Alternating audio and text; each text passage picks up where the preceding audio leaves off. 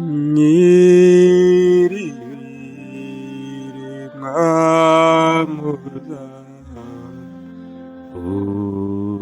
uyu mpumuriza.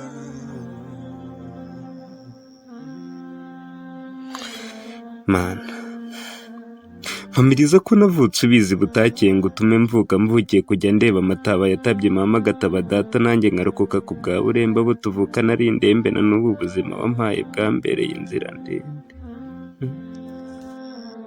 Akababaro niko karango mpora nibuka urungano, inzira nagendaga n'akaririmbo k'amasimbi n'amakombe na rugamba icyogere mu nganzo ubu nkanyuranamo amarira menshi kuko bose nababuze burundu nkibuka rya joro bw'impinja zicwaga ubutitsa zizize zina umututsi ryanditswe n'intoki ku ibuku y'abanyamuryango zivukamo. Mpamiriza ko Gitera ataremwe yamanukanye na Rusiferi atamirije urwango mu ruhanga bugacya rukuzura igihimba maze ubwo akabona uko ahimba amayira azantanya n'inshuti twasangiye kenshi umunyarwanda bikarangira zimpigiye kwica umuryango wose zikawutsemba. Ese Mana, ubu ninjye wacumuye kenshi ku buryo nshirikwa mu musarane nkitwa inzoka ndi umuntu, abo tuva inda imwe banagwa mu mazi ababyeyi banjye bakicwa ndeba, kuba umututsi bikaba icyaha, ibi binyago ntazi imvo n'imvano yabyo. Harya ngo bamwe bavuye Chad abandi bava Ethiopia, ibinyoma cyakora biragwira.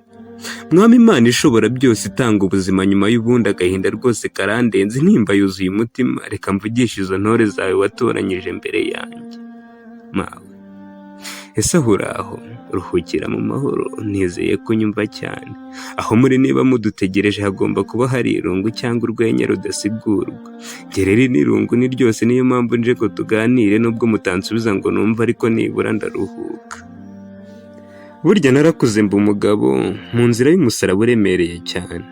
Reka nkubwire agakuru kanjye, ahari wenda aho waruhuka umenya amaherezo y'amatage ya kabucura kawe. Uribuka ko wansize mu gihuru ugiye kunshakira icyo ndya ngo inzara itamfatanya n'amashitani yaduhigiraga kudutsemba. Rero amasegonda yabaye iminota nayiba amasaha, nicinya inama ntari uwaza nkakureba aho uri. Ngisohoka igihuru nk'intambwe 5 nakubiswe n'inkuba itagira amazi, mbonye mushiki wanjye na data barambaraye hasi bamaze kwicwa. Nanjye ubwo ngo aho ngaho nanirwa guhumeka, nakangutse haciye amasaha maze nkomeza gushaka mu mibyuko ngo ndebe nibura ko nakubona, ariko ndaheba. Narakomeje ngera ku ruzi, mbonye ka gakweto kawe ibindi mpita mbyibwira, umutima umpatira kugukurikira mu ruzi, ariko intege nke ziganza umubiri. Numvishe umuriri w'abishi biruka basa n'abahunga, nerekeza mu gishanga, bidatinze numva ijwi ry'abatabazi batubwira ko tubohowe, ndabona mpfupfuyuka mu rufunzo. Kuva ubwo nabaye igishushumbwe, mbaho mu bwoba nitinya, kuko inshuti zose mwajyanye n'ibyishimo narabahaye roho yanjye baho simbabeshya, ishyaka n'umurava narabitaye imbere yaho nk'uruhara. Ese aho wamenye ibya ya kiliziya hamwe nyine twitaga hera, ivanjiri ryose ntituritangwe ngo hahirwa abanyamitima iboneye kuko aribo bazabona Imana, hahirwa abanyembabazi bose kuko aribo bazazigirira. Aho niho babaturanyi bose na za nshuti twakinaga agapira babiciye mbireba. Narakomeje ndiga ibitabo byinshi ndabisoma, ngira akenge ntazi aho kavuye ko kwisomera ivanjiri ntagatifu, noneho ntawe yinsomeye. Ngo ku murongo nakunze cyane, ngo ijisho kurindi iryinyo kurindi, ubwo hari icyo mvuze urakizi. Vuba aha nanjye nzabasanga, ntegereje guca agahutu rwaho n'abo mu nzu ye bose ngashyira mu bikorwa iby'iri jambo. Nzarimbura ubuvivi bwe n'ubuvivure, nzatsemba ikinyabuzima cyose cyo mu nzu ye, nta jwi rizasigara hataha, nta n'itafari rizasigara rigeretse ku rindi. Nibirangira Imana izasezerera umugaragu wayo amahoro. Ese aho wumva ari iki kibakwiye, abo bampinduye imfubyi bagasesa inzozi zanjye zose, ibyishimo bakabitsemba, n'umutima wa kimuntu watuma tubana ko bawunsahurishije ubugome bwabo. Urizirane cyane mumenye kundara umwanya wanjye, nibaguhina kandi umusanga ntukabikangwe. ujye umpamagara nanjye nze tujye tujyana, ntiyashira imisozi ngurumureba, niba kandi usanga ari buryo umuhunga, ujye unyamaza nkuvure nawe uri umurwayi. muhumure naratsinze n'imikuruku.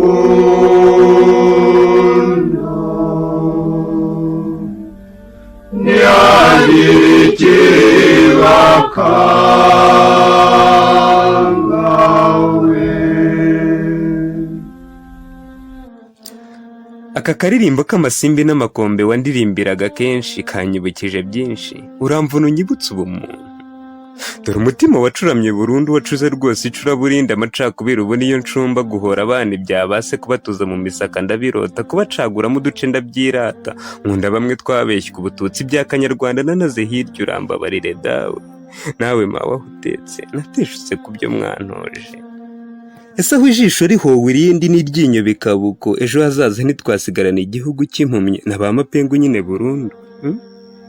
Nyibutsa ubumuntu mwami Imana, nyibutsa ubumuntu ndakwinginze, mpa kwiyunga n'umutima, ndemamo urukundo rufatika, amahano yangwiriye ntangote, ngo nsiga icyasha gisa n'icyabo, nta maraso y'amazi abaho, nta bugingo bwaremewe kwicwa, urantoze kubabarira, hato ntateshuka nkabatera, dore ko nungutse amaboko, bikarangira ibi biganza byera bihindutse nk'ibyabo bishi bansize njyenyine rutoki, maze imanza ku munsi wawe izanjye n'izabo zigasa. Jya unyibutsa ko amacakubiri aranda akarandira kurumbya ubumuntu, jya unyibutsa kuwica kubera urwango, ndetse n'urya wica ahora, bose ari abicanyi bwimbi badakwiye na rimwe kuraga ubwami. Nyibutsa ko ubumwe ariyo nkingi, mbukunde mbuyoboke buntunge, mbutoze n'abandi babukunde, maze ako kazuru twahowe, ubututsi n'ubuhutu twabeshywe mbisibe nandike urukundo, ku mapaji yose y'ibitabo, ku nkingi zose z'imitima, no ku masonga y'ururimi. Mwami Imana nyir'ibiremwa, nyibutsa ko kwibuka ari ingenzi, hato budacya bikongera bikazamba, nyibutsa ko u Rwanda uruwaduhaye turetse amateka amwe ashariye tukajugunya hirya kure cyane, rwazimira burundu tukaruhomba, nyibutsa ubutwari mutarutwa, nyibutsa intwari uko zisa, nako intwari uko zifata, kuko intwari burya zidasa ukwazo, nyibutsa ubumuntu nibwo butwari, ni nacyo gisubizo kirambye cyo kurimbura jenoside burundu, tukubaka u Rwanda rushya ruzira koko habe namba, aho umwe wese arusabira akanurukorera bingana. Mu ntera idasumbwa igira iti, haragatsindwa icyadutanya, ikiduhuza kirakagwira, icyica urukundo kiragatabwa, twe bene mugabo umwe twashutswe, umwiryane tukawutozwa, twarashibutse turi ingeri, intego n'intero n'imwe, jenoside tuyica iteka, harakaganza amahoro ahinda. Twibuke twiyubaka.